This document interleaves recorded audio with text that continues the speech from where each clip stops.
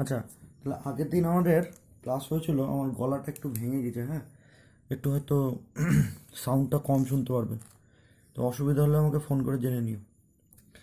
তো আগের দিন আমাদের হয়েছিল মনোয়েড। মনোয়েডে কী ছিল, যে জি কম্পোজ এটা একটা মনোয়েড হবে ইফ 1 নম্বর হচ্ছে কম্পোজিশন ইজ বাইনারি, 2 নম্বর হচ্ছে কম্পোজিশনটা হতে হবে যে অ্যাসোসিয়েটিভ, আর 3 নম্বর হচ্ছে যে আইডেন্টিটি এলিমেন্ট থাকতে হবে। জি কম্পোজের আইডেন্টিটি এলিমেন্টটা থাকতে হবে, তাহলে ওই জি কম্পোজ বলে যে একসাথে লিখেছি যে অ্যালজেব্রিক স্ট্রাকচার, সেটাকেই আমরা বলবো মনোইড। ঠিক আছে, দিয়ে তারপরে আমরা ইনভার্স কাকে বলে সেটা পড়েছি, যে কোনো একটা এলিমেন্ট তার ইনভার্স কাকে বলে। সেটার ডেফিনেশন আরও এরম ছিল যে এ বিলংস টু জি, মানে জি থেকে একটা এলিমেন্ট নিলাম, তাহলে এই এ সংখ্যাটার এ ড্যাশটাকে আমি ইনভার্স বলবো, এই এ সংখ্যাটার ইনভার্স এ ড্যাশ বলবো যদি A compose A dash is equals to A dash compose A is equals to E হয়। ঠিক আছে, এবং এই এ ড্যাশটাকেও জিতে থাকতে হবে। এ যদি একটা সংখ্যা জি থেকে নিই, তাহলে এ ড্যাশ বলে যদি জি এরই আর একটা সংখ্যা পাই যাতে করে এই কন্ডিশনটা স্যাটিসফাই করে, তাহলে এই এ ড্যাশটাকে বলবো এ এই সংখ্যাটার ইনভার্স। এটা আমরা আগের দিন দেখেছি। এবারে আমরা কিছু ছোট ছোট কয়েকটা থিওরাম করব।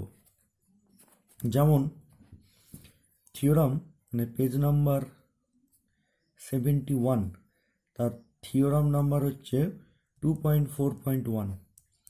বলছে যে মনোয়েড এম কম্পোজ, জি কম্পোজ না দিয়ে এম কম্পোজ দিয়েছে, তাহলে মনোয়েড এম কম্পোজ এর যদি ইনভার্স থাকে দেন ইট হ্যাজ, মানে এ বলে একটা এলিমেন্ট তার যদি ইনভার্স থাকে then it has an unique inverse.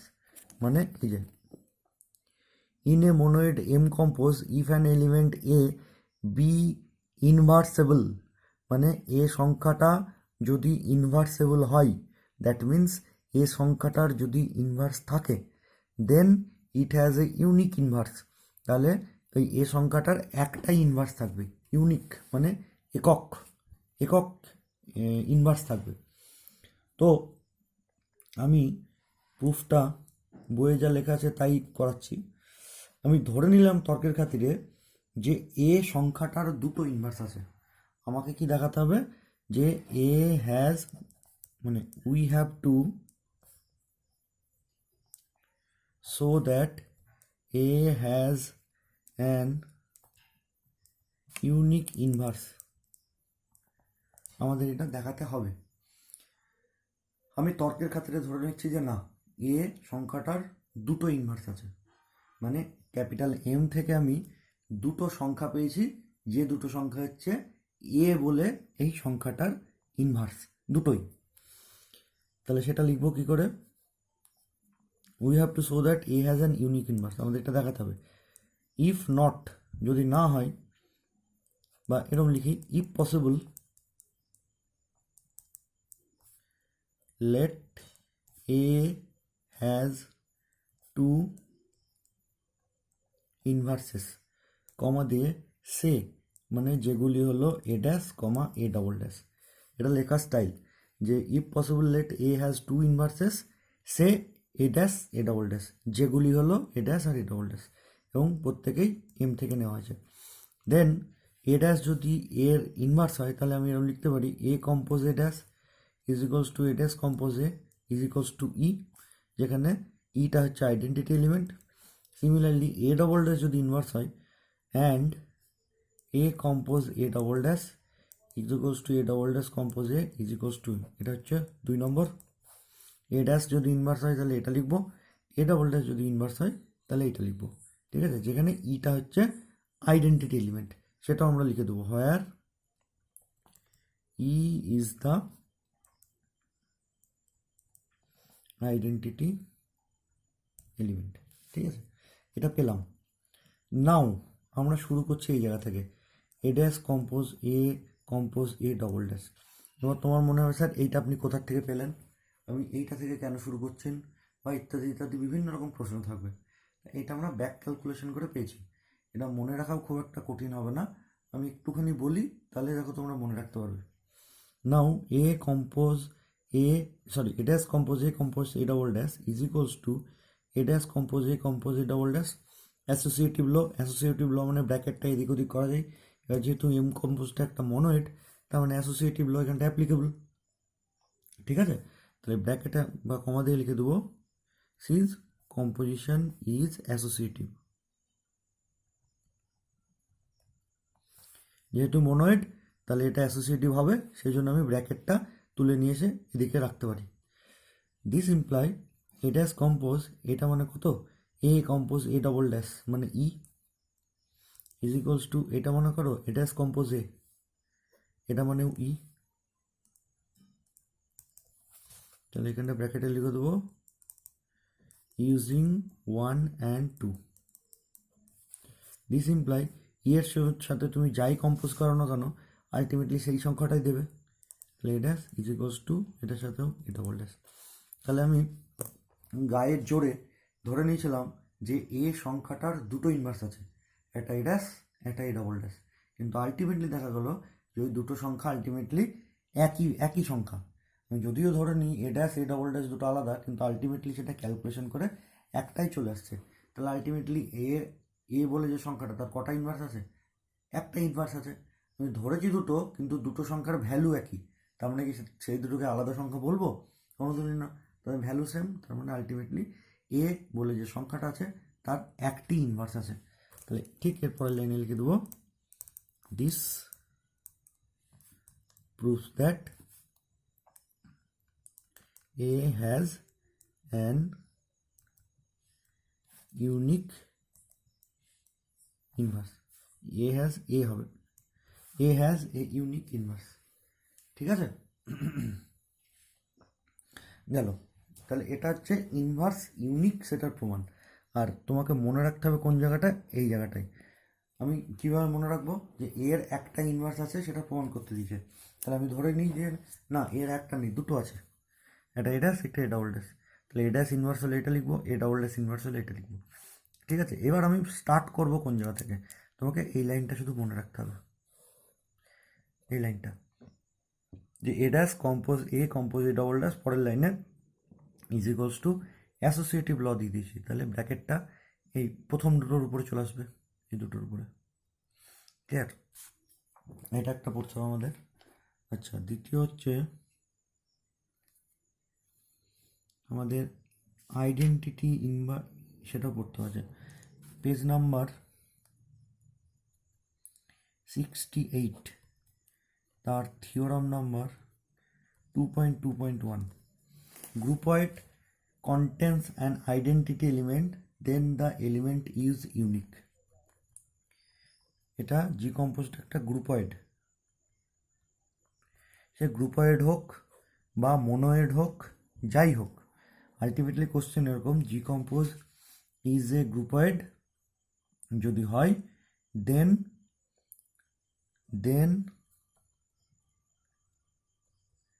Identity element is unique. জি কম্পোজটা হচ্ছে একটা গ্রুপয়েড বলে দিয়েছে, গ্রুপয়েড না বলে যদি মোনোয়েড হতো তাহলেও কিন্তু আমাদের সেম প্রুফটা সেম হতো, যে জি কম্পোজ যে গ্রুপয়েড তাহলে ওর আইডেন্টিটি এলিমেন্টটাই ইজ ইউনিক। ঠিক একটু আগে আমরা যেমন দেখলাম যে ইনভার্স যে কোনো একটা এলিমেন্ট তার ইনভার্স ইউনিক, ঠিক একই রকমভাবে এবার আমি প্রমাণ করব যে যদি আইডেন্টিটি এলিমেন্ট থাকে তাহলে সে আইডেন্টিটি এলিমেন্টটাও ইউনিক হবে। তাহলে আবার আমি ধরে নেব যে জি কম্পোজ যে গ্রুপয়েডটা আছে বা যদি মনোয়েড দেয় তাহলে যে মনোয়েডটা আছে তার দুটো আইডেন্টিটি আছে, দিয়ে আলটিমেটলি আমি দুটো আইডেন্টিটিকে সমান দেখিয়ে দেবো, দুটো আইডেন্টিটি ভ্যালু সেম তাই দেখিয়ে দেবো, তাহলেই আইডেন্টিটি এলিমেন্ট ইজ ইউনিক তাই প্রমাণ হয়ে যাবে। তাহলে আমরা শুরু করি, বইয়ে যা আছে আমরা তাই করছি। If possible let E, F are two identity elements of G compose। আমি ধরে নিলাম দুটো আইডেন্টিটি এলিমেন্ট, তাই যদি হয় তাহলে then for any A belongs to G, identity এলিমেন্টের ডেফিনেশন লিখে দিই যে A compose E is equals to, আচ্ছা এর থেকে আরেকটু সহজ উপায় যেটা বইয়ে করা আছে সেটাই করে দিই। আমি ই আর এফ দুটো আইডেন্টিটি এলিমেন্ট পেয়েছি, তাহলে ধরো আমি এরকম লিখতে চাইছি যে now E compose F is equals to ইও আইডেন্টিটি এফও আইডেন্টিটি। আমি এইটা লেখার সময় মনে মনে ধরে নিলাম যে এফটা আইডেন্টিটি, ঠিক আছে? তাহলে এফটা যদি আইডেন্টিটি হয় তাহলে যে কোনো সংখ্যার সাথে আইডেন্টিটি এলিমেন্ট যদি আমি গুণ করি তাহলে সেই সংখ্যাটাই আসে। আবার ঘুরিয়ে ই কম্পোজ এফ এইটা লেখার সময় ইজ ইকুয়ালস টু আমি মনে মনে ধরে নিলাম ইটা আইডেন্টিটি, এটাকে আমি এফ দুটোই আইডেন্টিটি, কিন্তু এইটা লেখার সময় আমি মনে মনে ধরে নিয়েছি এফটা আইডেন্টিটি। তাহলে ই এর সাথে এফ গুণ করলে কম্পোজ করলে ই আসবে, যেহেতু এফটাকে আইডেন্টিটি ধরেছি। এবার এটা লেখার সময় আমি ধরে নিলাম ইটাকে আইডেন্টিটি, তাহলে আইডেন্টিটির সাথে সংখ্যা যদি কম্পোজ করি তাহলে সেই সংখ্যাটা দেবে। তাহলে এইটা লেখার সময় আমি ধরে নিয়েছিলাম টেকিং এফ অ্যাজ আইডেন্টিটি, আর এইটা লেখার সময় আমি ধরে নিচ্ছি টেকিং ই অ্যাজ আইডেন্টিটি, ঠিক আছে? এটাকে দিয়ে দিলাম 1 নম্বর, এটাকে দিয়ে দিলাম 2 নম্বর। দিয়ে এবার দেখো ই কম্পোজ এফ মানে একবার ই বেরিয়েছে, ই কম্পোজ এফ মানে একবার এফ বেরিয়েছে, তাহলে আলটিমেটলি ইকোয়ালস টু এফ, 1 আর 2 থেকে তাই পাবো, কারণ দুটোর ভ্যালুই ই এফ, দুটোর ভ্যালু ই কম্পোজ এফ। তাহলে so from 1 and 2 is equals to F. তাহলে আমরা যে দুটো আইডেন্টিটি এলিমেন্ট ধরেছিলাম যে জি কম্পোজের দুটো আইডেন্টিটি এলিমেন্ট আছে, একটা ই একটা এফ, আলটিমেটলি দেখলাম তাদের ভ্যালু সেম, তাহলে আইডেন্টিটি এলিমেন্ট ইজ ইউনিক, তাই লিখবো। So identity element is unique, ঠিক আছে? গেল এটা। আচ্ছা, এরপরে আমাদের চলে আসছে পেজ নাম্বার 73, তার worked out example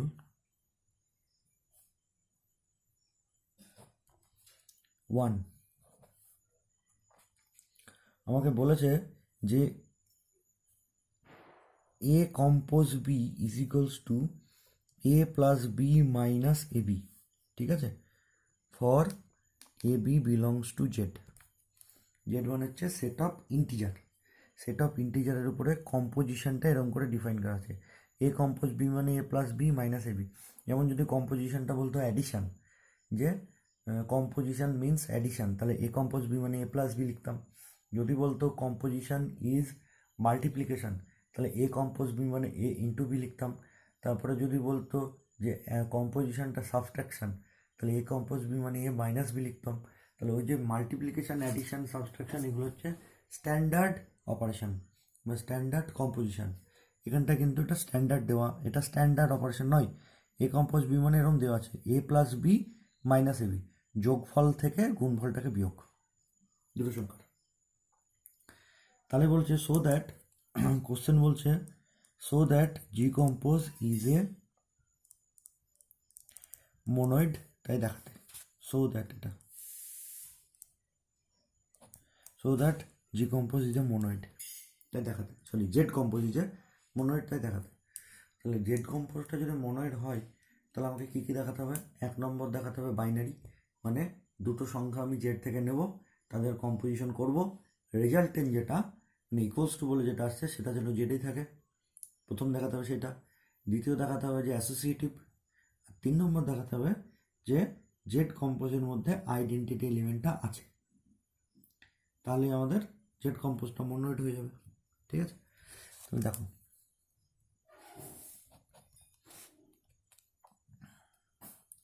let a, আমি প্রথমে বাইনারিটা দেখাতে চাইছি।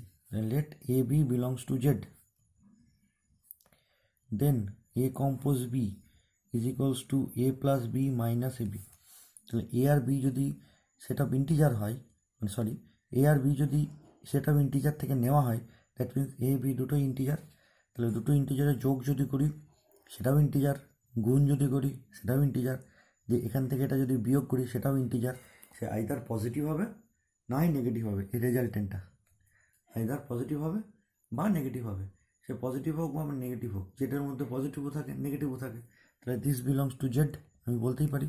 তাহলে ultimately A compose B belongs to Z, দুটো সংখ্যা জেড থেকে নিয়েছি, তাদের কম্পোজিশন যেটা সেটাও জেডে আছে, তাহলে আলটিমেটলি আমি বলতে পারবো সো কম্পোজিশন ইজ বাইনারি বা ক্লোজড, এরকম লেখা হয়, মানে বাইনারি বলাও যা ক্লোজ বলাও তাই, ঠিক আছে। তাহলে so composition is binary on Z, মিটে গেল 1 নম্বর। 2 নম্বর এবার দেখাতে হবে অ্যাসোসিয়েটিভ। অ্যাসোসিয়েটিভ দেখাতে গেলে আমাদের 3টে সংখ্যা লাগে, তাহলে আমি প্রথমেই ধরে নেবো যে জেড থেকে 3টি সংখ্যা ধরি, এ কমা বি কমা সি, এরা জেডের 3টে সংখ্যা, তাহলে লিখি let A comma B comma C belongs to Z. তাহলে আমাকে দেখাতে কী হবে, আমাকে এই জিনিসটা দেখাতে হবে, A compose B compose C is equals to A compose B compose C, এই জিনিসটা আমাকে দেখাতে হবে। তাহলে আমি এটার ভ্যালু বার করবো, এটার ভ্যালু বার করবো, দেখবো এই দুটো সমান চলে এসছে, তাহলে আলটিমেটলি এটা প্রমাণ হয়ে যাবে। তাহলে now A compose B compose C is equals to A compose B compose C, মানে এই ফর্মুলা যদি ফেলে দিই B plus C minus BC, দুটো যোগফল থেকে গুণফলটা বিয়োগ, তাহলে A B plus C minus BC, তাই হয়ে গেল। তাহলে আলটিমেটলি এবারে দুটো সংখ্যা, একটা হচ্ছে এই সংখ্যাটা আর একটা এই সংখ্যাটা, তুমি যদি বুঝতে অসুবিধা হয় এটা এ কম্পোজ এফ লিখে নাও, সে মানে ধরে নিলাম এটা মানে এফ, সেটা ধরে নিলাম। তাহলে এবার এ কম্পোজ এফ যদি লিখি তাহলে আবার সেই এই ফর্মুলা, দুটো যোগফল থেকে তাদের গুণফল বিয়োগ, ঠিক আছে। দিয়ে আমি এবার এফের ভ্যালু পুট করে দিই, এফের ভ্যালু কত হবে, এ প্লাস এফের ভ্যালু হচ্ছে B plus C minus BC minus A into B plus C minus BC, just এফের ভ্যালু পুট করেছি, আমি আর কিচ্ছু করিনি। দিস ইকুয়ালস টু এটাকে যদি ক্যালকুলেশন করি A plus B plus C, আচ্ছা এটার সাথে এটা যদি গুণ করি মাইনাস এ বি সি, এটার সাথে এটা যদি গুণ করি মাইনাস এ বি, এটার সাথে এটা গুণ করলে মাইনাস এসি, এটার সাথে এটা গুণ করলে plus A B C.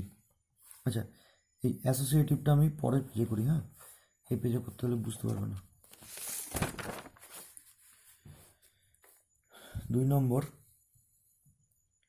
Take A B C belongs to Z, then A compose B compose C is equals to A compose B compose C এর value B plus C minus BC is equals to A compose F, ব্র্যাকেটে সে ধরে নিলাম এটা মানে F. দিয়ে এবার এটা যদি আমি অ্যাপ্লাই করি A plus F minus A F is equals to A plus F এর ভ্যালু পুট করে দিই B plus C minus BC, ঠিক আছে, minus A of B plus C minus BC. দিয়ে এটাকে আমি সাজিয়ে গুছিয়ে যদি লিখি A plus B plus C, তারপরে minus A B C minus A B minus AC plus A B C. তাহলে এখান থেকে দেখো আমাদের কেটে যাচ্ছে, কি কি কাটছে, এখানটা একটু ভুল লিখলাম, A plus B plus C minus BC হতো, এটা থাকবে না এখানটায়। তাহলে ultimately A plus B plus C minus A B minus BC minus C A plus A BC, যদি একটু সাজিয়ে গুছিয়ে লিখি minus A B minus BC minus C A plus A BC হয়ে গেল। এবার আমি উল্টোটা দেখি A compose B compose C, তাহলে এদের আগে অপারেট করব, that means A plus B minus A B compose C, এটার ভ্যালু আমি জি ধরে নিই, তাহলে জি কম্পোজ সি ব্র্যাকেটে সে, এবার জি কম্পোজ সি মানে কত, দুটোর যোগফল থেকে গুণফলটা বিয়োগ, জি এর ভ্যালু বসিয়ে দিই এ plus B minus A B plus C তো ছিলই মাইনাস জি এর ভ্যালু হচ্ছে এবারে এ plus B minus A B into C, ঠিক আছে, জাস্ট জি এর দুটো ভ্যালু পুট করছি আর কিচ্ছু করিনি। ইজ ইকুয়ালস টু সাজিয়ে গুছিয়ে যদি লিখি এটারও তাই হবে A plus B plus C minus A B, এবার এটা যদি গুণ করে দিই minus AC minus BC plus ABC. তাহলে এটা আর এটার ভ্যালু দেখো সেম, ঠিক আছে। তাহলে সেখান থেকে আমরা লিখব therefore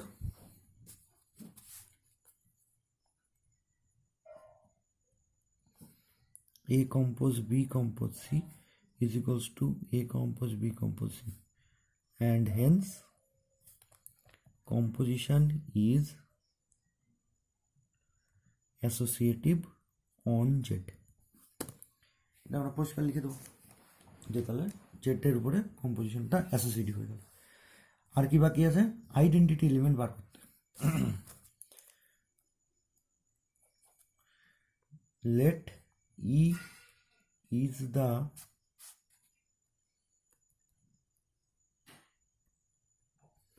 identity element of Z compose ধরে নিলাম।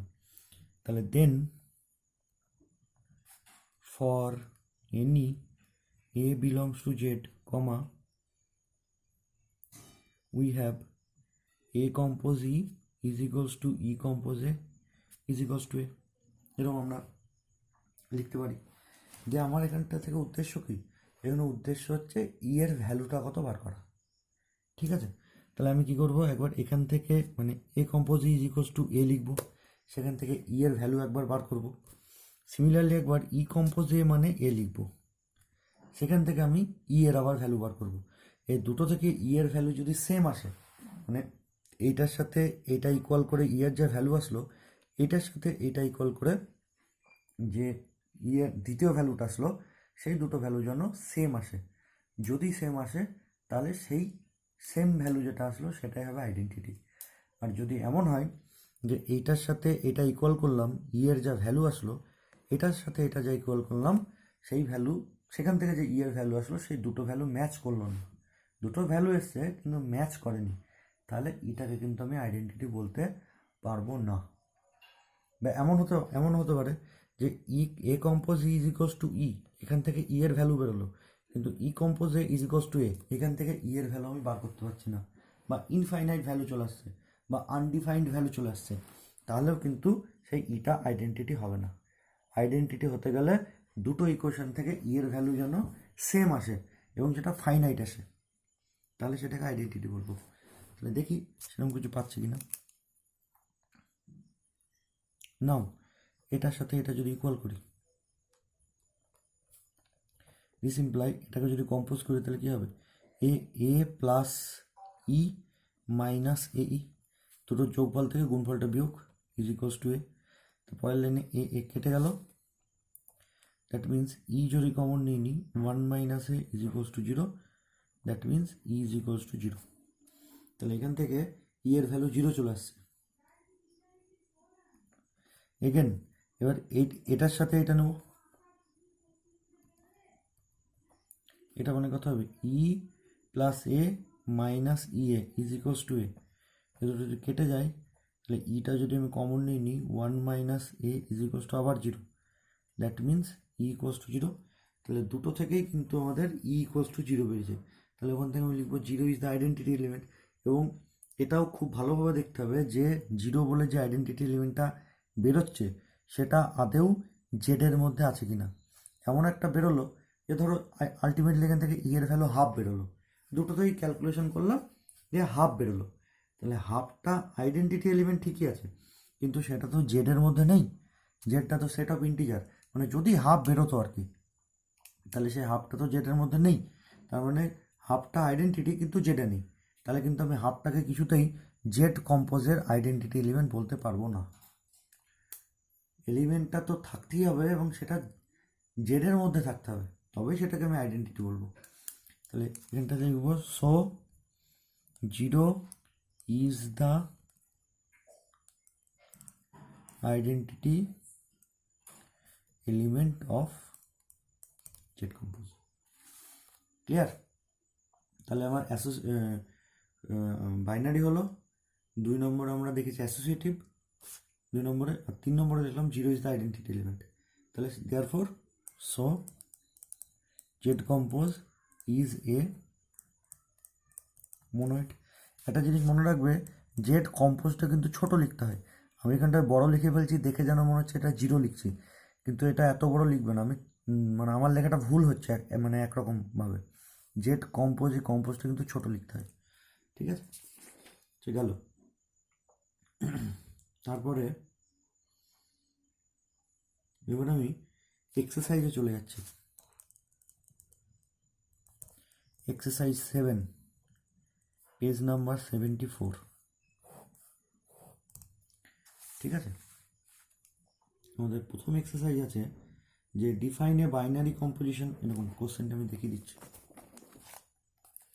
ডিফাইন এ বাইনারি কম্পোজিশন, এটা অন কিউ মানে set of rational number, Q মানে বাই এ কম্পোজ বি মানে 2a প্লাস বি। তাহলে কম্পোজিশনটা কিউ মানে set of rational number, rational number মানে 2/3 বা 3/2 বা 5/7, এগুলোকে সব রেশনাল নাম্বার বলে। তাহলে এই রেশনাল নাম্বারের উপরে কম্পোজিশনটা এরকম করে ডিফাইন কীভাবে না, তো এ কম্পোজ বি মানে 2a প্লাস বি, মানে এর সাথে মানে 2 গুণ করব, সেটা বি এর সাথে যোগ করব, সেটা হয়ে যাবে এ কম্পোজ বি। এবার হচ্ছে so that Q compose is a quasi group but not a semi group. তো কোয়াসি গ্রুপ আমাদের সিলেবাসে নেই, তাহলে কোয়াসি গ্রুপের কথাটা আমরা ছেড়ে দেবো, শুধু এটুকু দেখাবো যে নট এ সেমি গ্রুপ। যে কিউ কম্পোজ যদি আমি লিখি তাহলে সেটা সেমি গ্রুপ হবে না, সেটা আমাদের দেখাতে হবে। তাহলে সেমি গ্রুপ হবে না মানে আমাদের অ্যাকচুয়ালি কী দেখাতে হবে, যে হয় সেটা বাইনারি নয়, না হয় সেটা অ্যাসোসিয়েটিভ হচ্ছে না, না হয় তার আইডেন্টিটি এলিমেন্ট নেই, এগুলোর মধ্যে কোনো একটা হবে। সেই জন্য ও কী বলে, ও সরি সেমি গ্রুপ বলেছে তো, তাহলে হয় সেটা বাইনারি নয়, নয় সেটা অ্যাসোসিয়েটিভ নয়, এই দুটোর মধ্যে নিশ্চয়ই কোনো একটা হবে। সেমি গ্রুপ মানে তো তাই বোঝায় যে তাকে বাইনারি হতে হবে এবং অ্যাসোসিয়েটিভ হতে হবে, তাহলে সেমি গ্রুপ হয়। তাহলে দুটোর মধ্যে কোনো একটা নিশ্চয় হয়নি, সেই জন্য is not a semi group তাই বলেছে। তাহলে সেটা আমরা প্রথমে দেখি যে কেন সেমি গ্রুপ হচ্ছে না। 1 নম্বর, একদম 1 নম্বর অঙ্কটা। তাহলে প্রথমে দেখি এটা ক্লোজ কিনা বা বাইনারি কিনা। Let A comma B belongs to Q, আসল নাম্বার নিলাম। Now A compose B is equals to 2a plus B. তাহলে দেখো এ যদি রেশনাল হয়, বি যদি রেশনাল হয়, তাহলে তাদের যোগফলটাও রেশনাল হবে। তুমি যে কোনো একটা এক্সাম্পল নাও, দুটো রেশনাল নাম্বারের তাদের যোগ যদি করো, একটার সাথে 2 গুণ করে দ্বিতীয়টার সাথে যদি যোগ করো, তাহলে আলটিমেটলি সেটা একটা রেশনাল নাম্বারই হবে।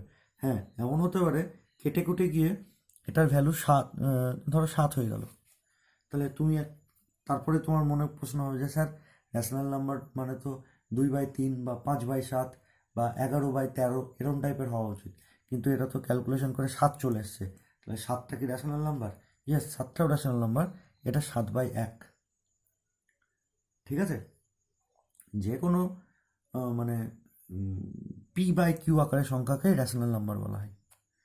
গেল, আমরা রিয়াল অ্যানালিসিসে ভালো করে পড়েছি আর কি, রেশনাল নাম্বার কাকে বলে। যদি রিয়াল অ্যানালিসিসে পড়ে থাকো তাহলে বুঝতে পারবে ঠিক করে এই রেশনাল নাম্বার কাকে বলা হয়।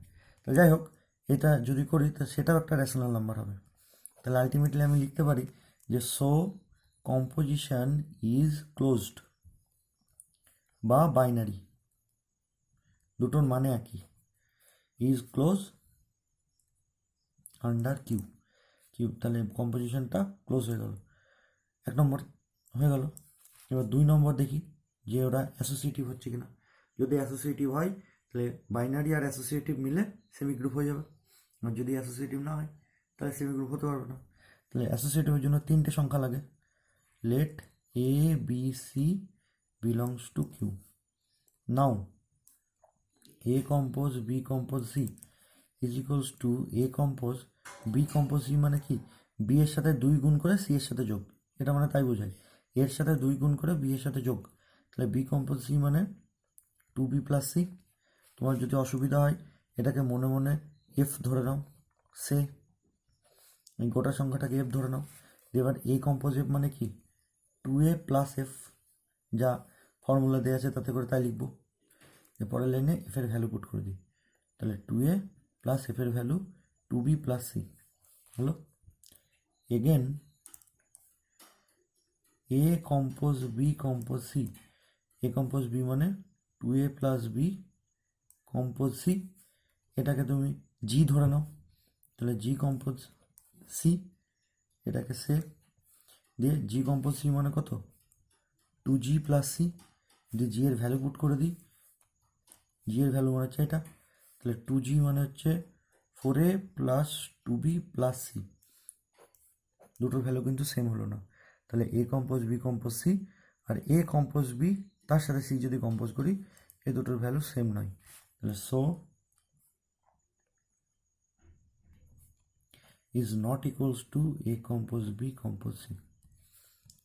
Hence, composition is not associative on Q. তাহলে অ্যাসোসিয়েটিভ না, তাহলে সেমি গ্রুপ হবে না, তাহলে hence Q compose is not a semi group, সেটাই আমাদের কোশ্চেনে প্রমাণ করতে বলেছে যে is not a semi group. ঠিক আছে, এরপর আমরা লিখবো does there exist a left identity in Q dot right identity in dot বলছি compose, does there exist a left identity in Q compose, A right identity in Q compose, মানে Q কম্পোজের কি left identity বা right identity আছে সেটা আমাদের জানতে চেয়েছে, তো সেটা আমরা দেখি, এটা আমরা নেক্সট ভিডিওতে দেখছি।